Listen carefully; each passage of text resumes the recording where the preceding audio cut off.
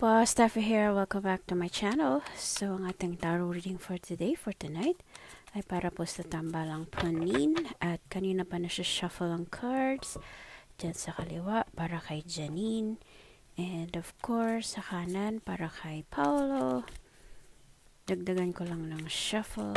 Yan. And we can start. Okay, so first cards ng tambalang Punin nila Paolo and Janine Gutierrez.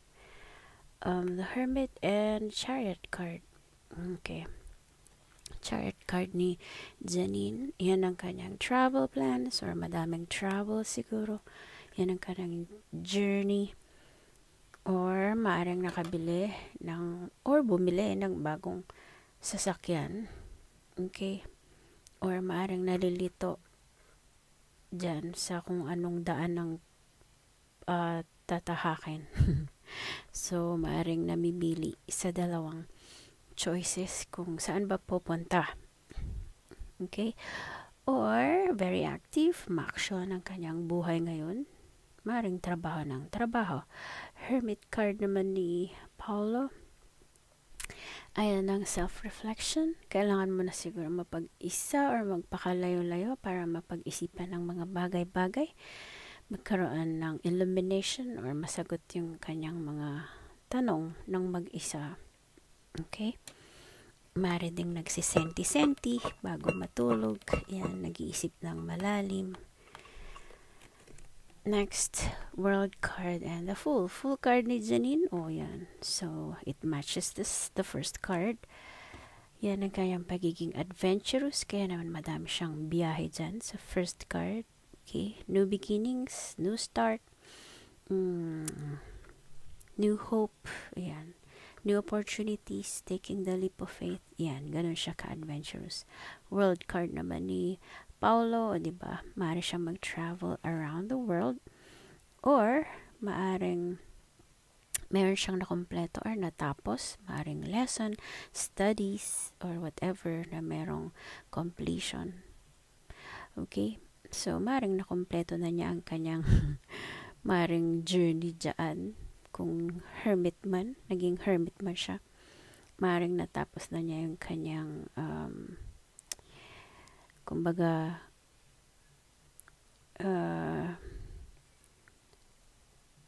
what you call that? Parang seminar, ganun, or parang healing, or ano ba, parang sa spirituality, ganun, merong mga seminar or may mga conventions or anything na may completion or katapusan. Okay? Yan ang kanyang world card. Pare ding nakatapos ng project or movie or whatever na kanyang ginawa. Next, Five of Pentacles and Five of Swords. Parehong five. Five of Swords ni Janine. Maring may kasagutan, may kabangayan, may kaaway, or may alitan. Ganyan. So, siguro, sa kanyang travel, sa kanyang adventures, hindi maiwasan na merong mga bullies or merong mga masasakit ang salita or meron siya sigurong makakatampuhan or hindi makakaintindihan, ganun.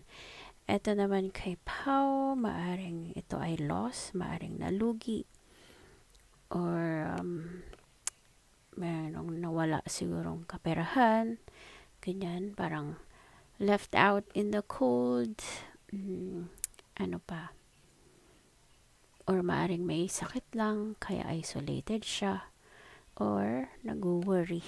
Okay? Yun. Merong pag-aalala. Alright, next.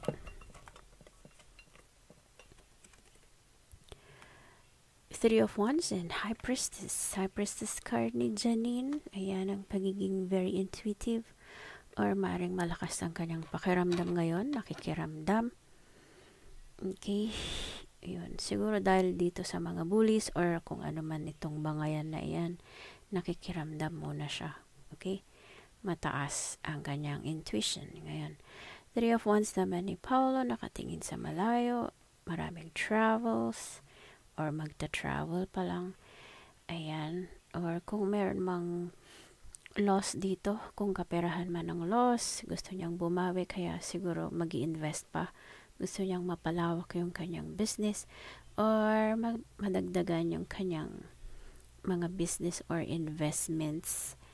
Ano pa, maaari din ito yung kanyang collaboration or teamwork or partnership with somebody else, lalo na sa business siguro. Okay, next, Three of Pentacles and Lovers card ni Janine. Yan ang partnership or strength of two together, deep love, romance. O ayan, siguro nakikiramdam siya about this. Or kung meron man siyang partner siguro, ayan, meron silang selosan or hindi pagkakaintindihan or nagkakatampuhan. Okay, kaya yan naman, malakas ang kanyang intuition, nakikiramdam, kaya maaring may selosan. Okay, kung mataas ang intuition, mataas din ang feeling ng insecurities or ang pagsiselos. Maybe. Okay, and then this is Three of Pentacles. Three of Pentacles, di Pau. Collaboration din to, teamwork. Parang yung sinundang card. Okay? Ayan. So, meron siguro silang collaboration with Janine, kung saan ma-showcase ang kanilang skills, talents, craftsmanship, artistry, ganun. Right? Maaari ding magkasama sa business. Okay, next. The Empress and Six of Swords. Six of Swords ni Janine. Ayan, maaring travel nga. Baliktad. Sorry. Dapat dito yun. Okay, Six of Swords ni Janine. Ayan, maaring gusto niya mag-breakaway. Okay. Or maaring dahil dito sa hindi pagkakaintindihan na iyan. Or selosan maybe. Kailangan niya mo nang umalis. Or breaking away. Ganun. Okay? Or mag-travel lang. Iwan mo na niya yung kanyang loved ones. Mag-travel. Ayun, for business purposes. Maaari. Or maaring lumipat siya ng bahay, lumipat ng lugar. Or maaring lumipat din ng bansa, lumipat ng trabaho, ng station, whatever. Kailangan sigurong lumipat. Okay? Ito naman si Emperor. Sorry, Emperor pala yan. Emperor card ni Paolo. Yan ang kanyang pagiging father figure. Parang strict na personality ngayon. Kung ano yung kanyang sinabi, yun ang masusunod, yun ang gagawin. Kailangan igalang kung ano yung kanyang sinabi. Siya yung manager, siya yung nagdidikta, ganun, as the emperor. Okay, parang si father figure nga. Kailangan siya yung sundin. Alright? Next.